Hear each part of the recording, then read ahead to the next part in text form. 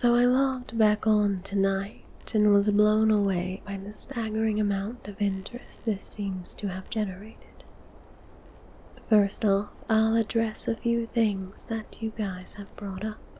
There's been an overwhelming amount of people mentioning the similarity between some of my stories and those of David Paulides. I assure you, I'm not trying to rip him off in any way. I've got nothing but respect for the guy. He's actually what inspired me to write this because I can verify a lot of the things he talks about. We do have a lot of these strange missing persons cases, and most of the time they aren't solved. Either that, or we find them in places they have no business being. I personally haven't been on many calls like that, but I'll share a few that I've seen, and a story my friend told me that relates to this. There was a lot of feedback about the stairs, so I'll touch on that briefly here, and I'll also include a story. They come in a variety of shapes, sizes, styles, and conditions. Some are pretty dilapidated, just ruins, but others are brand new. I saw one set that looked like they came from a lighthouse. They were metal and spiral, almost old-fashioned. The stairs don't go up infinitely or further than I can see, but some sets are taller than others. Like I said before, just imagine the stairs in your house, as if someone cut and pasted them in the middle of nowhere. I don't have any pictures. It's never really occurred to me to try after the first time, and I don't really feel like risking my job over it. I'll try again in the future, but I can't really promise anything. A few people expressed confusion about the guy who ran into the man with no face. Just to clarify, when the climber ascended and reached the top of his peak, he saw another man in a parka and ski pants. This was the man with no face. Sorry for the confusing wording of that story. I'll try to avoid that in the future. Alright, on to the news stories. As far as missing persons go, I'd say about half the calls I get are related to that. The others are rescue calls. People who fall down cliffs and hurt themselves, get injured by fire. You wouldn't believe how often this happens. Mostly drunk kids. Get bitten or stung by animals or insects. We're a tight team, and we have veterans who are excellent at finding signs of lost people. That's what makes these cases, where we never find any trace of them, so frustrating. One in particular was upsetting for all of us, because we did find a trace of him, but it just led to more questions than answers. An older man had been hiking alone on a well-established trail, but his wife called to say that he hadn't come home when he should have. Apparently, he had a history of seizures, and she was worried that he hadn't taken his medication and had suffered one out on the trail. Before you ask, I have no idea why he thought it was okay to go out alone, or why she didn't go with him. I don't ask about that kind of thing because past a certain point, it really doesn't matter. Someone is missing, and it's my job to find them. We went out in a standard search formation, and it wasn't long before one of our vets found signs that the guy had gone off the trail. We grouped up and followed him, spreading out in a fan to make sure we were covering as much ground as possible. Suddenly, a call comes over the radio, telling us all to head back to the vet's location, and we come right away, because this usually means the missing person is injured, and we need a team to help get them out safely. We meet back up, and the vet is just standing at the base of a tree, with his hands on the side of his head. I ask my buddy what's going on, and he points up into the branches of the tree. I almost couldn't believe what I was seeing, but there was a walking stick dangling from a branch at least 30 feet off the ground. The little strap thing on the handle has been looped around the branch, and it's just hanging there. There's no way the guy could have tossed it up that far, and we don't see other signs that he's still in the area. We call up into the tree, but it's obvious no one's in it. We're all just sort of left scratching our heads. We kept searching for the guy, but we never found him. We even bring our canines out, but they lose his scent long before this tree. Eventually the search is called off, because there are other calls we have to attend to, and past a certain point, there is not much we can do. The guy's wife called us every day for months, asking if we'd found her husband. And it was so heartbreaking to hear her get more and more hopeless each time. I'm not sure why this call in particular was so upsetting, but I think it was just the sheer improbability of it. That and the questions that were raised. How the hell did this guy's cane end up there? Did someone kill him and toss it up there as some weird trophy? We did our best to find him, but it was almost like a taunt. We still talk about that one from time to time. Missing kids are the most heartbreaking. It doesn't matter what circumstances they go missing under. It's never easy, and we always dread the ones we find deceased. It's not common, but it does happen. David Paulides talks a lot about kids search and rescue teams find in places they shouldn't be or couldn't be. I can honestly say I've heard about this kind of thing happening more than I've seen it, but I'll share one of the ones that I think about a lot, that I witnessed personally. A mother and her 3 kids were out for a picnic in an area of the park that has a small lake. One is 6, one is 5, and the other is about 3. She's watching them all really closely, and according to her, she never lets them out of her sight at any time. She never saw anyone else in the area either, which is important. She packs their stuff up and they start heading back to the parking area. Now, this lake is only about 2 miles into the woods, and it's on a very clearly established trail. It's almost impossible to get lost getting from the parking area to it, unless you're deliberately going off the path like an imbecile. Her kids are walking in front of her when she hears what sounds like someone coming up the path behind her. She turns around, and in the 4 or so seconds she's not looking, her 5-year-old son vanishes.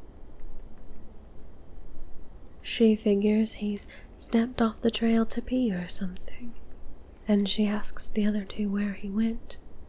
They both tell her that a big man with a scary face came out of the woods next to them, took the kid's hand, and led him into the trees. The 2 remaining kids don't seem upset. In fact, she says later that it seemed like they've been drugged.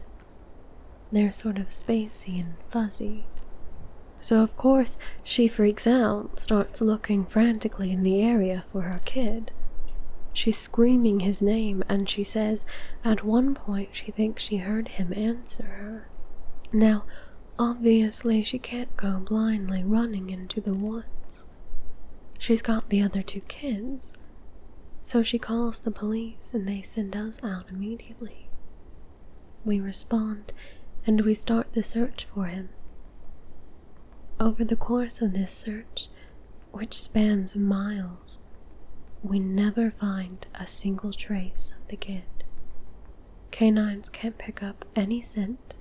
We don't find any clothing or broken bushes or literally anything that would signify a child being there. Of course, there's suspicion about the mother for a while, but it's pretty clear that she's completely destroyed by the whole thing. We looked for this kid for weeks, with a lot of volunteer help. But eventually the search peters out and we have to move on. The volunteers keep searching though, and one day we get a call on the radio, letting us know that a body had been found and needs to be recovered.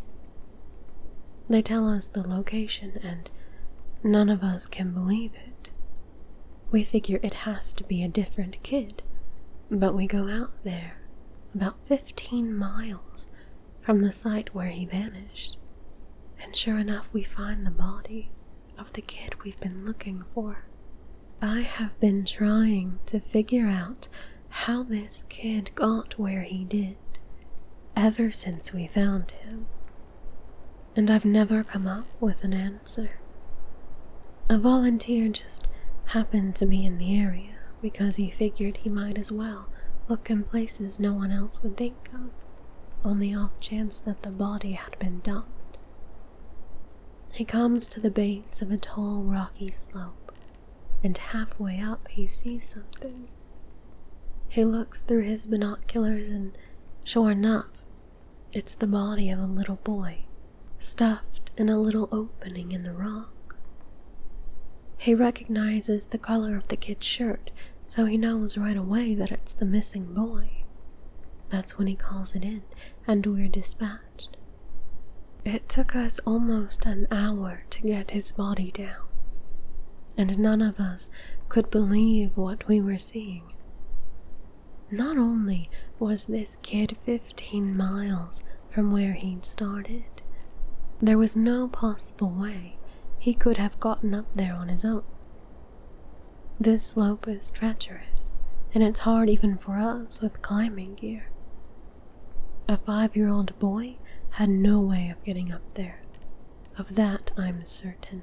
Not only that, but the kid doesn't have a scratch on him. His shoes are gone, but his feet aren't damaged or dirty. So it wasn't as if an animal dragged him up there. And from what I can tell, he hasn't been dead that long. He's been out there over a month by that point, and it looked like he'd only been dead for, at most, a day or 2. The whole thing was unbelievably strange, and was one of the most disconcerting calls I've ever been on. We found out later that the coroner determined that the kid had died from exposure. He'd frozen to death, probably late at night 2 days before we found him. There were no suspects and no answers. To date, it's one of the weirdest things I've ever seen. One of my first jobs as a trainee was a search op for a 4-year-old kid that had gotten separated from his mom. This was one of those cases where we knew we were going to find him because the dogs were on a strong scent trail, and we saw clear signs that he was in the area. We ended up finding him in a berry patch about half a mile from where he'd been last seen. Kid wasn't even aware that he'd wandered that far. One of the vets brought him back, which I was glad for because I'm really not good with kids and I find it hard to talk to them and keep them company.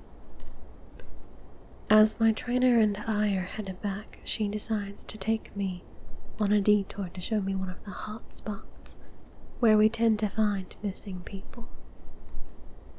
It's a natural dip in the land near a popular trail, and people will usually move downhill because it's easier. We hike out there, it's a few miles away, and we get there in about an hour or so. As we're walking around the area and she's pointing out places she's found people in the past, I see something in the distance. And now, this area we're in is about 8 miles from the main parking area, though there's back roads you can take to get closer if you don't want to hike that far. But we're on state-protected land, which means there can't be any kind of commercial or residential development out here. The most you'll ever see is a fire tower or a makeshift shelter that homeless people think they can get away with building. But I can see from here that whatever this thing is has straight edges. And it's one thing you learn quickly. It's that nature rarely makes straight lines. I pointed it out, but she doesn't say anything. She just hangs back and lets me wander over and check it out. I get within about 20 feet of it, and all the hair on the back of my neck stands up. It's a staircase in the middle of the fucking woods. In the proper context, it would literally be the most benign thing ever. It's just a normal staircase with beige carpet and about 10 steps tall. But instead of being in a house, where it obviously should be, it's out here in the middle of the woods. The sides aren't carpeted, obviously, and I can see the wood it's made of. It's almost like a video game glitch, where the house has failed to load completely, and the stairs are the only thing visible. I stand there and it's like my brain is working overtime to try and make sense of what I'm seeing. My trainer comes and stands next to me, and she just stands there casually, looking as if it's the least interesting thing in the world. I ask her what the fuck is this thing doing here, and she just chuckles. Get used to it, rookie. You're gonna see a lot of them. I start to move closer, but she grabs my arm hard. I wouldn't do that, she said. Her voice is casual, but her grip is tight, and I just stand there looking at her. You're gonna see them all the time, but don't go near them, don't touch them, don't go up them, just ignore them. I start to ask her about it, but something in the way she's looking at me tells me that it's best if I just don't. We end up moving on and the subject doesn't come up again for the rest of my training. She was right, though. I'd say about every 5th call I'd go on, I'd end up running across a set of stairs. Sometimes they're relatively close to the path, maybe within 2 or 3 miles. Sometimes they're 20, 30 miles out, literally in the middle of nowhere. And I only find them during the broadest searches or training weekends. They're usually in good condition, but sometimes it looks like they've been out there for miles. All different kinds, all different sizes. The biggest I ever saw looked like they came out of a turn-of-the-century mansion, and were at least 10 feet wide, with steps leading up at least 15 or 20 feet. I've tried talking about it with people, but they just give me the same response as my trainer did. It's normal, don't worry about it. They're not a big deal, but don't go close to them or up them. When trainees ask me about it now, I give them the same response. I don't really know what else to tell them. I'm really hoping someday I get a better answer, but it hasn't happened yet. This is another one that was less spooky and more sad. A young man went missing late in winter, when realistically no one should be going out that far onto the trails. We close a lot of them, but some remain open year-round unless there's a shitload of snow. We did an op for him, but we had about 6 feet of snow on the ground. It was an unusually heavy snow year, and we knew it wasn't likely that we'd find him until spring, when the thaw came. Sure enough, when the first big thaw came, a hiker reported a body, little ways off the main trail. We found him at the base of a tree, in a pile of melted snow.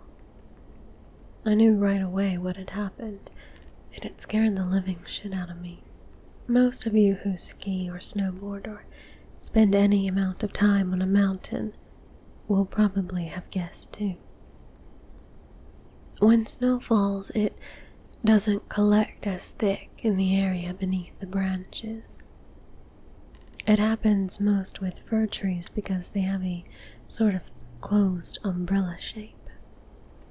So what you end up with is a space around the bottom of a tree that's filled with a mixture of loose, powdery snow, air, and branches.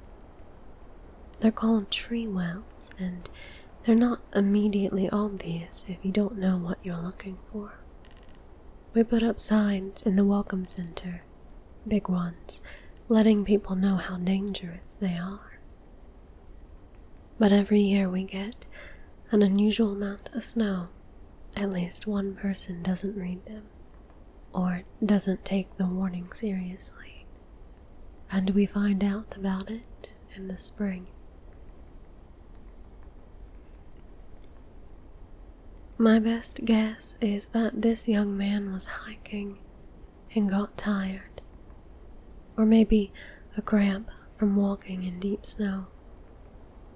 He went to go sit at the base of the tree, not knowing that there was a tree well, and fell in.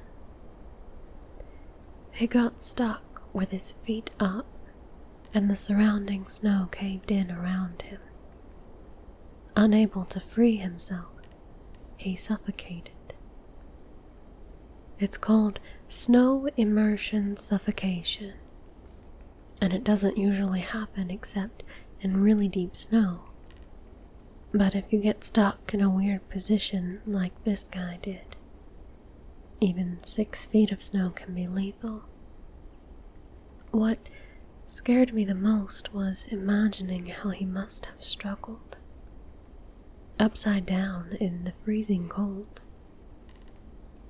He didn't die quickly. The snow would have formed a dense, heavy pile on top of him, and it would have been literally impossible to get out. As it got harder to breathe, he would have known what was happening. I can't even imagine what he was thinking in those last moments. A lot of my less outdoorsy friends want to know if I've ever seen the goat man while I've been out on calls. Unfortunately, or I guess fortunately, I've never had anything quite like that. I guess the closest was the whole black-eyed man thing, but I didn't see anything. However, there was one call where I had something kind of similar happen, but I'm not sure I'm willing to chalk it up to the goat man. We'd gotten a report that an older woman had fainted along one of the trails and needed assistance getting back down to the main area. We hike up to where she's at, and her husband is just beside himself. He runs, well, I guess more jogs to us and tells us that he was a little ways off the trail, looking at something when his wife starts screaming behind him. He runs back to her and she's passed out on the trail. We get her on a backboard, and as we're getting her down to the welcome center, she comes to and starts screaming again. I calm her down and ask her what happened. I can't remember verbatim what she said, but essentially what happened was this. She'd been waiting for her husband when she started hearing this really strange sound. She said it sounded sort of like a cat, but it was off somehow, and she couldn't quite figure out why. She went a little ahead to try and hear it better, and it sounded like it was coming closer.